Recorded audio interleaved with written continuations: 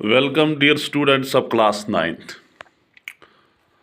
Students, आज हम इस चैप्टर को आगे बढ़ाएंगे। जो चैप्टर हम पिछले कई दिनों से डिस्कस कर रहे हैं, यानी इलेक्टोरल पॉलिटिक्स। और इलेक्टोरल पॉलिटिक्स में अभी तक हमने पढ़ा कि इलेक्टोरल पॉलिटिक्स होती क्या है, और चूँकि वो सियासत जो इलेक्शंस पर मबनी होती हैं, जहाँ पर इलेक्शंस होते हैं, चूँकि हुकूमत जो इलेक्शंस के बाद बनती है, लोगों के जो लोग यहाँ पर इलेक्शंस बाज़ाब्ता तौर पर होते हैं, तो वो उसी को हम जनरली इलेक्टोरल पॉलिटिक्स कहते हैं। लेकिन उसके बाद हमने ये भी डिस्कस किया कि सिर्फ इलेक्शन होने से ही एक कंट्री डेमोक्रेटिक नहीं कहलाएगी। उसके लिए बहुत सारे क्राइटेरियाज हैं कि कौन कौन सी चीज़ें होनी चाहिए एक इलेक्शन में, जो जो इलेक्शन एक डेमोक्रेटिक इलेक्शन बन सकता है, यानी what makes an election a democratic election. उसके बारे में भी हमने डिस्कस किया। और उसके बाद हमने ये भी डिस्कस किया कि इस इलेक्शंस जो इलेक्टोरल पॉलिटिक्स हैं, जो इलेक्शन पर मबनी जो सियासत है, इसके फ़ायदे और इसके नुकसानात क्या है, और ये सभी चीज़ें हमने डिस्कस की हैं। और आज हम डिस्कस करेंगे what is our system of election, यानी हिंदुस्तान में किस तरीके के इलेक्शंस होते हैं। तो जनरली अगर हम देखेंगे सबसे पहले कि एक जो हमारी जो कंट्री हैं, इलेक्शंस के लिए सबसे पहले डिवाइड किया जाता है मुल्क को कॉन्स्टिट्यूंसीज में। यानी अगर हम देखेंगे कि सनिस हिंदुस्तान मज दई तरीके के इलेक्शन गसान, दो तरीके के इलेक्शन यहाँ पर होते हैं, एक लोकसभा और एक विधानसभा। यानी जो मुल्क की सतह पर जो इलेक्शंस होते हैं उनको लोकसभा इलेक्शन बोलते हैं।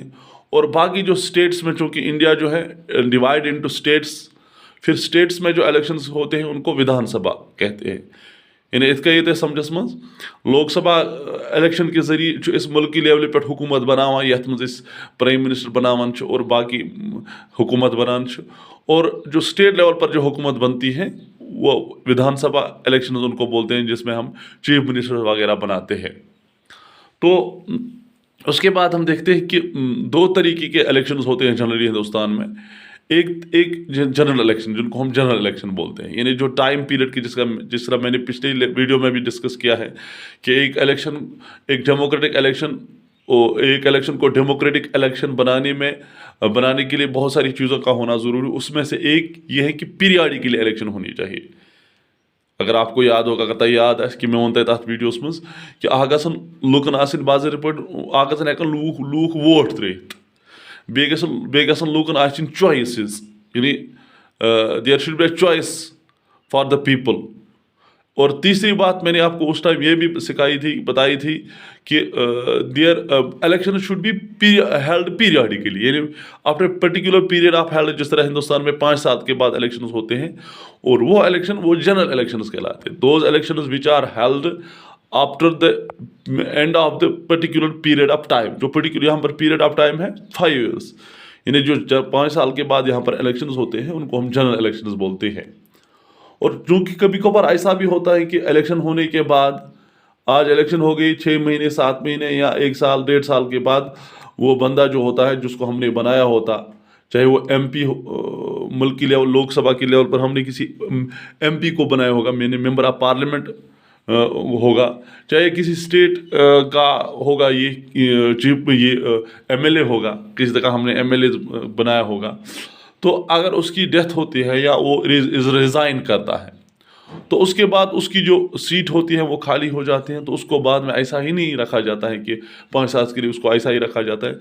उसके बाद इलेक्शन जो होता है उस सीट के लिए, उसको हम बोलते हैं बाई इलेक्शन। तो बहरहाल एक आसान सा पॉइंट है जो आपने बहरहाल पढ़ा भी होगा कि जनरल इलेक्शंस वो इलेक्शंस होते हैं यम जनरली हेल्ड गसान चीज इलेक्शन बाज़ गसान हेल्ड मुल्कस मज या स्टेटस मज 5 वरी तम। लेकिन अगर मज पे कुछ साथ इलेक्शन कर लीडर मर या सह कर रिजाइन, तो तम पत इलेक्शन गसान तथ वन बाई इलेक्शन। चूँकि इलेक्शन इस तरह नहीं किया जाता है, बल्कि एक मुल्क को पहले कॉन्स्टिट्यूंसीज में डिवाइड किया जाता है। अगर हम मुल्क की लेवल पर देखेंगे, लोकसभा जो इलेक्शन होते हैं वहाँ पर भी पूरी जो कंट्री है it has been divide into this parliament constituency. जिस तरह 543 कॉन्स्टिट्यूंसी में हिंदुस्तान को डिवाइड किया गया है। India is divided into 543 parliamentary constituencies, यानी एक बहुत area based system of representation यहाँ पर होती हैं। एक एरिया को मुंतखब किया जाता है और उसके लिए यानी एक पार्लियामेंट कॉन्स्टिट्यूंसी के लिए, ठीक है। तो इसी तरीके से अगर अब स्टेट का इलेक्शन होता है यानी विधानसभा का इलेक्शन, तो वहाँ पर भी अब फर्क ये है कि जो मुल्की लेवल पर जो लोकसभा की कॉन्स्टिट्यूंसी होती है वो बड़ी होती है एज कम्पेयर टू जो यहाँ पर विधानसभा।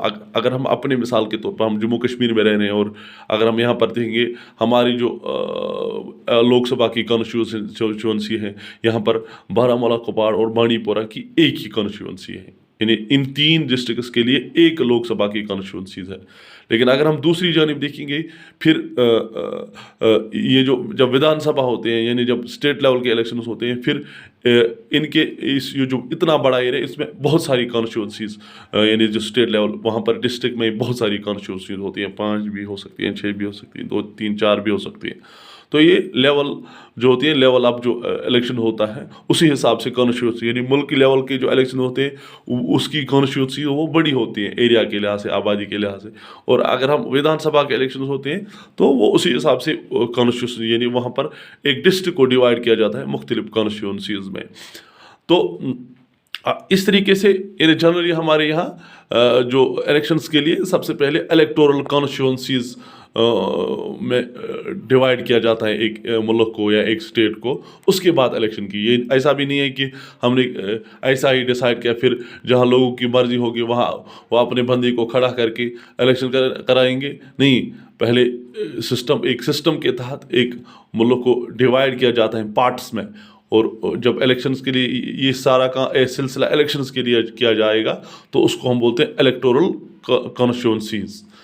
तो यहाँ पर इस तरह किया जाता है। तो अब हम जो हमारा मौजू है वो ये है कि किस तरीके से यहाँ पर जो है इलेक्शंस किए जाते हैं, यानी हिंदुस्तान में किस तरीके के इलेक्शंस किए जाते हैं। तो इसके लिए जो प्रोसीजर हैं वो तकरीबन सेम ही है।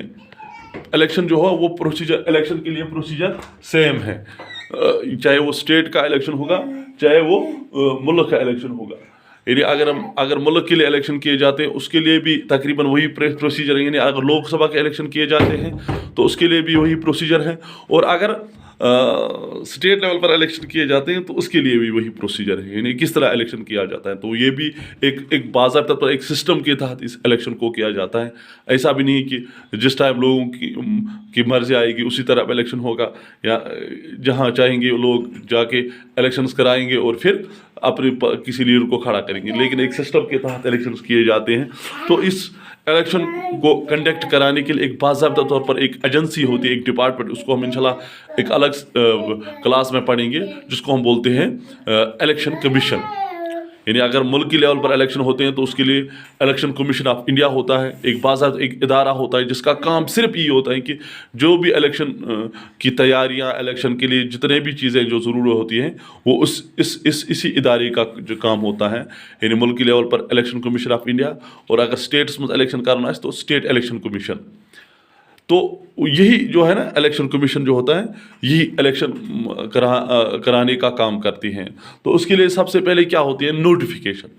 यानी जब भी टाइम पीरियड ख़त्म हो जाता है कि अब इलेक्शन करानी है तो सबसे पहले एक नोटिफिकेशन इजरा की जाती है। तो ये नोटिफिकेशन जो है यही इलेक्शन कमीशन, यानी अगर मुल्क की लेवल इलेक्शन आए तो फिर वहाँ पर जो नोटिफिकेशन आती है वो इलेक्शन कमीशन ऑफ इंडिया से आती है, और इसी तरीके से अगर स्टेट लेवल पर होगा तो उसी हिसाब से इलेक्शन। तो ऐसा ही किया जाता है। अगर आपको बिल्कुल एक अलग सी भाषा में अगर आपको समझाना होगा, ये क्लियर करना होगा, बिल्कुल जिस तरह आपके एग्ज़ाम्स होते हैं, एग्ज़ाम्स शुरू होने से पहले तो सबसे पहले बोर्ड की जानिब से एक नोटिफिकेशन इजरा की जाती है। तो नोटिफिकेशन में ये होता है कि बाज़ाब्ता तौर पर ये डिसाइड किया जाता है कि हम फलानी महीने से एग्ज़ाम कंडक्ट करने वाले हैं 10th और 12th के, लेकिन उसमें पर्टिकुलर डेट नहीं दिया गया है। जो बाद में डेट शीट की सूरत में निकलता है वो अलग होता है, लेकिन सबसे पहले नोटिफिकेशन आ जाती है कि हम फलानी तारीख से या we are going to conduct the exams from the second week of November या सेकंड वीक ऑफ अक्टूबर, तो या फर्स्ट वीक ऑफ अक्टूबर। तो वहाँ पर एक पर्टिकुलर डेट ये नहीं किया जाता है कि किस पेपर का किस दिन एग्ज़ाम होगा। तो सबसे पहले नोटिफिकेशन निकलती है। और सेम इसी तरह से जब इलेक्शंस होते हैं मुल्क की लेवल पर, तो उस इलेक्शन को कंडक्ट करने का उस इलेक्शन के लिए सबसे पहले नोटिफिकेशन आती है इलेक्शन कमीशन की जानिब से। और उसमें बिल्कुल ये होता है कि अगर मुल्की लेवल के इलेक्शन होते हैं तो उसमें भी यही क्या कहा जाता है कि हम किस तारीख से या किस महीने से हम इलेक्शन करवाने जा रहे हैं और कितने फेज़ों में करवाने जा रहे हैं। बाज़ाब्ता तौर पर यह सारा सिलसिला इलेक्शन कमीशन की जानिब से इजरा होता है, और जिसको हम बोलते हैं नोटिफिकेशन बाय इलेक्शन कमीशन। तो नोटिफिकेशन आ जाती है, और उसके बाद जब वो टाइम आ जाता है तो उसके बाद टाइम आने के बाद फिर क्या हमारे जो कैंडिडेट्स होते हैं वो नॉमिनेट किए जाते हैं पार्टीज़ की जानिब से। यानी हर कोई पार्टी, हर कोई जो जितने भी जो स्टेट में जो या मुल्की लेवल पर जो पार्टियाँ होती हैं, अगर स्टेट की बात करेंगे तो स्टेट में जो स्टेट या रीजनल पार्टीज़ होती हैं, अगर मुल्क की बात करेंगे तो नेशनल जो पार्टीज़ होती हैं वो अपने अपने जो कैंडिडेट्स हैं उनका ऐलान करते हैं। यानी यस वन मंडेट आव दिन कैंडिडेट्स यह हसा लड़े। से फॉर एग्जांपल अगर हम अपने एरिया की बात करेंगे, हमारे यहाँ जब इलेक्शन होता है तो यहाँ हमारी जो रीजनल पार्टीज़ वो अपने अपने कैंडिडेट्स का ऐलान कर दे कि हमारी पार्टी से ये इलेक्शन लड़ेगा, दूसरी पार्टी कहती है कि हमारी पार्टी से फलाना इलेक्शन लड़ेगा। तो ये किया जाता है कि यानी जो पार्टीज़ होती हैं वो अपने अपने जो कैंडिडेट्स हैं उनको नॉमिनेट करती है। तो इंशाल्लाह इसके बाद हम जो बाकी पॉइंट्स हैं वो दूसरी वीडियो में डिस्कस करेंगे। आज के लिए फ़िलहाल इतना ही, तब तक के लिए खुदा हाफिज़। Thank you very much, have a nice and wonderful.